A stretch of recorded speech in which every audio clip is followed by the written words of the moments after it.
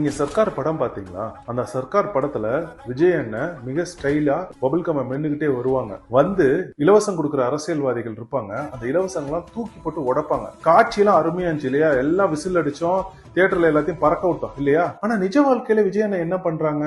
தான் வந்தோன்னு 2500 ரூபாய் மகளிருக்கு கொடுப்பேன் அப்படின்றாங்க. தாய்மாமன் உறவு அப்படின்னு குழந்தைகளுக்கு வந்து தாலி தங்கம் எல்லாம் கொடுக்க போறேன் அப்படின்றாங்க. இப்படி எல்லா விஷயத்தையும் நான் இலவசமா கொடுப்பேன்னா மக்கள் வேலை செய்யாம போக மாட்டாங்க. அப்ப மக்கள் வேலை செய்யலைன்னா ஒரு நாடு எப்படிங்க முன்னேறும்? இந்த நாடு நல்லா முன்னேறதுக்கு மிக முக்கியமான காரணம் மக்களின் உழைப்பு.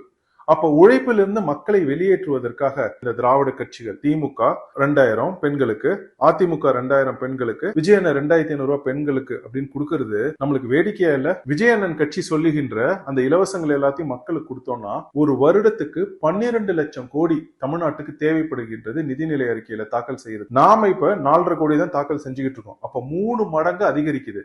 அப்ப சும்மா வாய் வார்த்தைக்கு மக்கள் வாக்கு வாங்கினா போதும் அப்படின்ட்டு இலவசங்களை கொண்டு வந்து கொட்டுறாங்க. முதல்ல மக்களுக்கு எதற்கு இலவசம் கொடுக்கணும்? இலவசம் கொடுக்கலாம். என்னென்ன இலவசம் கொடுக்கலாம்? தரமான கல்வி கொடுக்கலாம், அரசாங்க கல்வி, தரமான மருத்துவம், அரசாங்க மருத்துவமனைகள், தூய குடிநீர். இது 3 தான் உலகத்தில் இருக்கிற எல்லா வளர்ந்த நாடுகளும், வெஸ்டர்ன் கண்ட்ரிஸ்னு சொல்ற எல்லா நாடுகளும் கொடுக்குது. அப்ப அதை விட்டுட்டு நான் வந்து தங்கம் கொடுப்பேன், நான் வந்து வைரம் கொடுப்பேன், நான் வந்து காசு கொடுப்பேன் பெண்களுக்கு அப்படின்றது மக்களை ஏமாற்றுகின்ற செயல். இலவசங்களை ஒழிக்க வேண்டுங்க. திரைப்படத்துல ஒண்ணு பேசுறது இல்லையா, திரையில ஒண்ணு கவர்ச்சிக்காக ஒண்ணு பேசுறது, ஆனா நிஜத்துல வந்து அதற்கு அப்படியே எதிர்மாறா நடக்கிறது. அப்ப உண்மையான மாற்றாங்க விஜயன்? தாவேகா உண்மையான மாற்றா இல்ல? திமுக, அதிமுக, தாவேகா இந்த 3 திராவிட கட்சிகளும் ஒரே மாதிரி சிந்தனை கொண்டவை.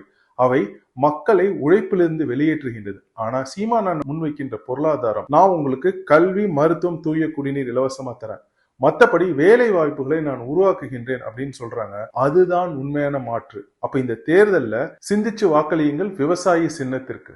உழைக்கும் மக்கள் சின்னம் அது விவசாயி சின்னம். உழைக்கும் மக்கள் சின்னம் அது விவசாயி சின்னம்.